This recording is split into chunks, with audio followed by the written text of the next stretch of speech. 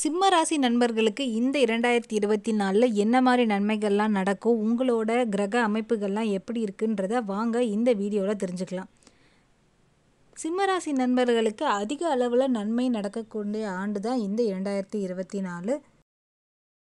9ஆம் இடத்துல குரு, 2ஆம் இடத்துல கேது, 4ஆம் இடத்துல புதன் சுக்கிரன் சேர்க்கை, 5ஆம் இடத்துல சூரியன் செவ்வாய், 7ஆம் இடத்துல சனி, 8ஆம் இடத்துல ராகு என்ற கிரக அமைப்பு அமைஞ்சிருக்கு. அதனால் இந்த ஆண்டு உங்களுக்கு ஒரு சிறப்பான ஆண்டாக தான் இருக்கும். அலுவலகத்தில் அதிகப்படியான வாக்குவாதத்தை குறைக்கணும். உயர் அதிகாரிகளுடன் வாக்குவாதத்தில் ஈடுபடுறத குறைச்சிக்கிட்டா உங்களுக்கு அதிக நன்மைகள் நடக்கிறதுக்கான வாய்ப்பு இருக்குது. துணிவை விட பணிவே பலன் தரும். இந்த வருஷம் உங்களை சுற்றி பணிவாகவே இருக்கிற மாதிரியான சூழலை நீங்கள் ஏற்படுத்திக்கிறது உங்களுக்கு ஒரு நன்மையான விஷயத்தை நடத்தி கொடுக்கறதுக்கான வாய்ப்பு அதிகமாக இருக்குது. தன்னம்பிக்கை கண்டிப்பாக அதிகமாக வேண்டும். எந்த ஒரு விஷயத்தில் இறங்கினாலும் முழு முயற்சியோடு அதை செய்யணும். அதுதான் உங்களுக்கு ஒரு கண்டிப்பான முறையில் ஒரு நல்ல ரிசல்ட்டை கொடுக்கும். இதில் கசப்பான சூழல்லாம் மறைந்து வசந்தமான காலம் கண்டிப்பாக உங்களை தேடி வருது.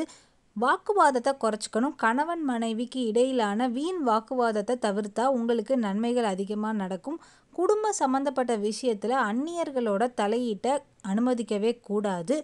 உங்களோட பணம் சம்மந்தப்பட்ட விஷயங்களில் இடைத்தரகர்களை அனுமதிக்கக்கூடாது.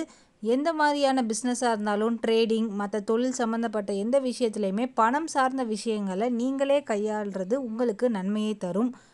இடமாற்றம் சம்மந்தப்பட்ட விஷயங்கள் இந்த வருடத்தோட கடைசியில் நடக்கும். அலுவலகத்தில் உயர்வு இந்த வருஷம் கண்டிப்பாக உங்களுக்கு காத்திருக்கு.